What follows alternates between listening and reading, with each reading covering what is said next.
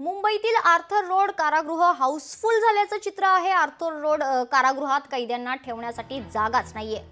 999 कैदी क्षमता असताना 3000 हून अधिक कैदी बंदिस्त असल्याचं समोर आलंय।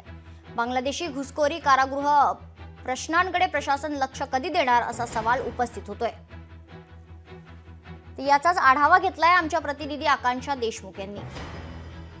राज्यभरामध्ये सध्या गुन्हेगारी ही वाढत चाललेली आहे आणि त्यामुळेच कुठेतरी गुन्हेगारांची संख्या देखील वाढत चाललेली आहे। मात्र हे जे कैद केले जातात, ज्यांना अटक केली जाते, जे गुन्हेगार आहेत त्यांना कुठे ठेवायचा असा प्रश्न आता सध्या उपस्थित झालेला आहे। कारण आपण पाहू शकतो की मुंबईमधलं जे मध्यवर्ती कारागृह आहे आर्थर रोड जेलमध्ये सध्या जी कैद्यांना ठेवण्याची जी क्षमता आहे ती 999,000च्या आसपास आहे। मात्र या ठिकाणी 3000हून अधिक कैदी या जेलमध्ये असल्याचं लोकशाही मराठीला ही माहिती मिळाली आहे। त्यामुळे या कैद्यांकडे किंवा आणखी एखादं मध्यवर्ती कारागृह कुठे उभारता येईल का किंवा प्रशासन याकडे कधी लक्ष देणार हा देखील प्रश्न या ठिकाणी उपस्थित होतो। त्यासोबत जर पाहायला गेला तर सध्या जर या ठिकाणी 3000हून अधिक कैदी या ठिकाणी जेलमध्ये आहेत आणि त्यासोबत पाहायला गेला तर सध्या जे बांगलादेशी घुसखोरांची संख्या ही सध्या भारतामध्ये वाढत चाललेली आहे। जास्तीत जास्त महाराष्ट्रामध्ये देखील आढळून येत आहेत। त्यामुळे यांची धरपकड सुरू आहे आणि याच कैदींना कुठेतरी